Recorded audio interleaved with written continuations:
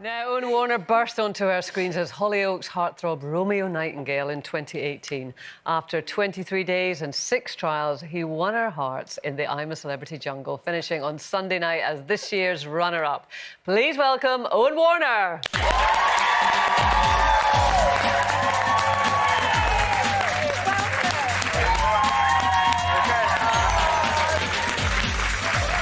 Welcome, Owen. This is your first live studio interview, yeah? It is, yeah, and what I want to start with. Are you nervous? A little bit, yeah, especially I've seen the audience of people there. I mean, surely they're not as frightened as eating some of the stuff that you've eaten over the last... Yeah, I've done well with the food. I was so joyful because I love to feed people, so I was like, just give me that boy. Get him to come round my house. And even last night, I was like, I wonder if I should make Owen a cake. And then I was like, no. Look at his face. Everywhere he goes, he's going to be offered food now. Perfect. And it must... Oh, is it? Oh, he's still up for it. What sort of cake would you have made me? I think I would have made you a really chocolatey one with a nice ganache. Ooh. Sounds like me now. I don't describing me. Yeah, or Judy. Oh, that would have been unreal. One of the funniest moments I love so much when you got the letter from your mum and she said, read this letter and feel free to eat it. And then I went to mum mode. It must be a nightmare for her watching you hungry. Do you know what I love so much, Owen, about you in the jungle is there was just nothing to you. Yeah. I think sometimes watching somebody with no agenda, who's really just happy to be there, enjoying themselves, I really enjoyed it, honestly. It was so lovely to see that you just embraced the whole experience and had a laugh with it. Really, I'm not going to lie. Thank you so much for that. I'm not going to lie, when you first came in, I was like, oh, he must have thought he was on Love Island. I remember you saying that. All of that chess. What's he doing? But let me watch. I think it was like you were saying. I had no agenda. I was going in there because it's like a bucket list thing. I was thinking I want to be Ant and Dec, tick that off, go on, I'm a celeb. And I was just buzzing, yeah. I was expecting to be like one of the first ones out, and I was happy with that. I was more than happy. I was like, I'm going in there, I'm living the jungle life and just experiencing it. Did you have at any point where you wanted to run? Yeah. There were not run, but there was a few times where I just thought, what am I doing here? Like, so many unreal people here have had such careers that have been crazy, sat round telling these stories. Yeah. And I was like, what have I got to contribute here? Well, you've now got the story of I'm a celebrity, OK? That's the story you've got now.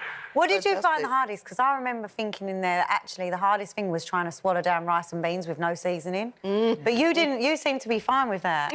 Honestly, the rice and beans, I was fine with that. They were right. I think they taste like farts because it's like. I've never tasted a fart. I can't lie to you.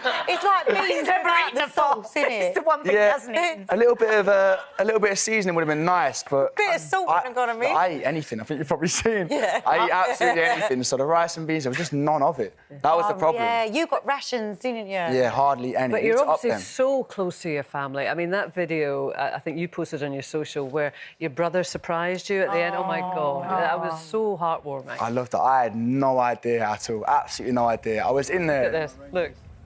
Wait.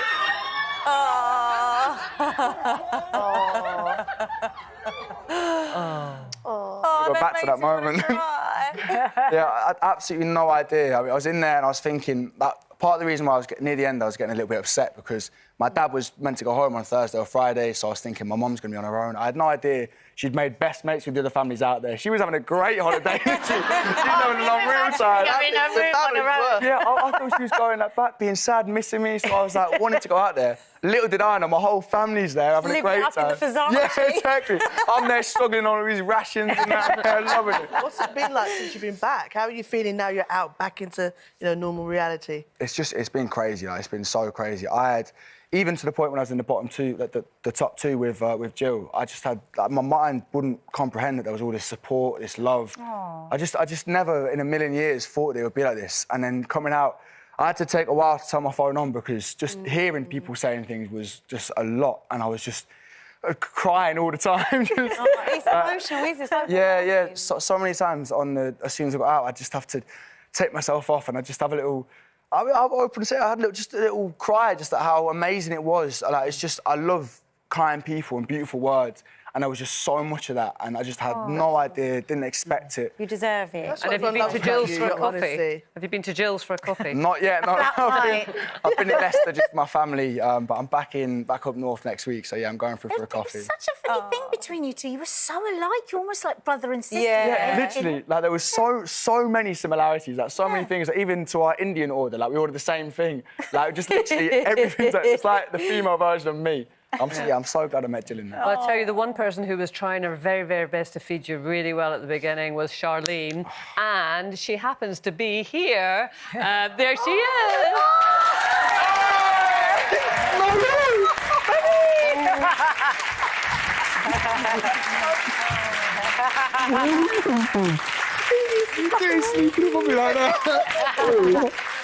Come and sit down, guys. Come and sit down. Come and sit down. You got to put a chair over. Oh, hi, Charlene. How are you? Hello, girl. It's the first time I'm seeing you as well. Oh, it's so lovely to see his face. Honestly. You're going to make us cry. Stop this. You look beautiful. You look gorgeous. I know it's a bit... It was a bit high, that What was it like? Yeah. How did Charlene look after you? And you but this woman here is just amazing. The most beautiful person, inside and out. What a chef as well, like literally. Like, cook, Charlene taught me so much in there about myself, and like she really, really. she really looked after me.